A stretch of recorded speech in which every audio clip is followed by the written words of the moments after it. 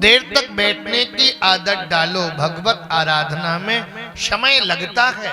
मन की चंचलता खत्म करो। मन चंचल गए, मन भटकता गए। चंचलम ही मना कृष्ण ये परमाति बलभद्रणम तस्याहम निग्रहम मन्ये वायुरियु सुदुष्करम। इस मन की गति वायु से भी तीव्र है, वायु से भी तेज है। इसलिए मन को कंट्रोल करो, संयम के द्वारा मन को बस में करो। मन जल्दी बस में होता नहीं है। मन तो चंचल है, भटकता है, चलता है, स्थिर नहीं रहता। फिर मन बस में कैसे होगा? तो कहते हैं भगवान श्री कृष्ण गीता में, अर्जुन एक बार में मन बस में नहीं होता तो उसके लिए प्रयत्न करो, अभ्यास करो। ये मन बड़े बड़े ऋषि मुनियों को भटका देता है। अभ्यासेन तु कौन्तेय वैराग्येण च गृह्यते। अभ्यास करो, अभ्यास करने से मन बस में हो जाता। संत तुलसीदास जी महाराज ने इसी बात को बड़ी तत्परता से कहा। क्या? अतिशय रगर करे जो कोई अनल प्रगट चंदन तय होई। इसलिए मन को वश में करो, अभ्यास करो। एक बार नहीं, दो बार नहीं। मन भजन करने में नहीं लगता, चिंतन करने में नहीं लगता।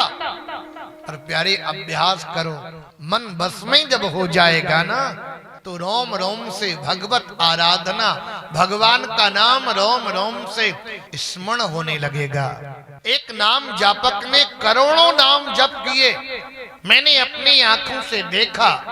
वृद्धा अवस्था उनकी आई, उनकी स्मृति नष्ट हो गई, शारीरिक क्षमता नष्ट हो गई, फिर भी उनका हाथ अपने आप ऐसे हिलता था, ऐसे हिलता था।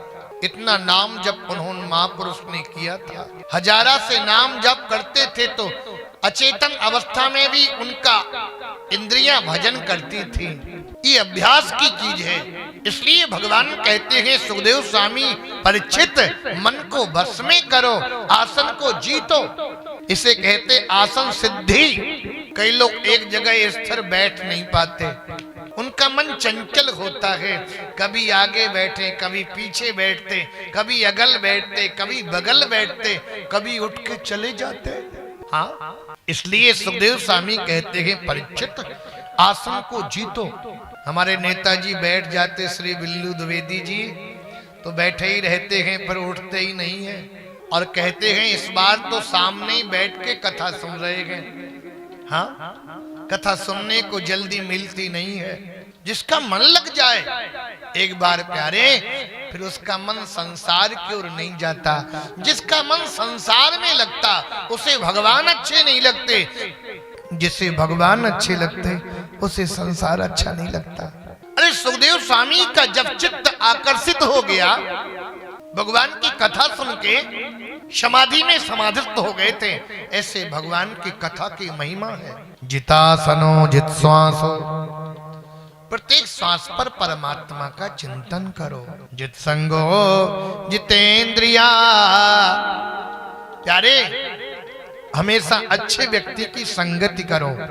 अगर दुर्व्यसनी व्यक्ति की संगत करोगे तो व्यसन करता होगा, वो व्यसन आपको भी बताएगा। हमेशा अच्छे व्यक्ति का साथ करो। जैसा करोगे संगत तैसा चढ़ेगा रंग। इसलिए संगत हमेशा अच्छे व्यक्ति की करना चाहिए। इंद्रियों पर संयम बरतना चाहिए।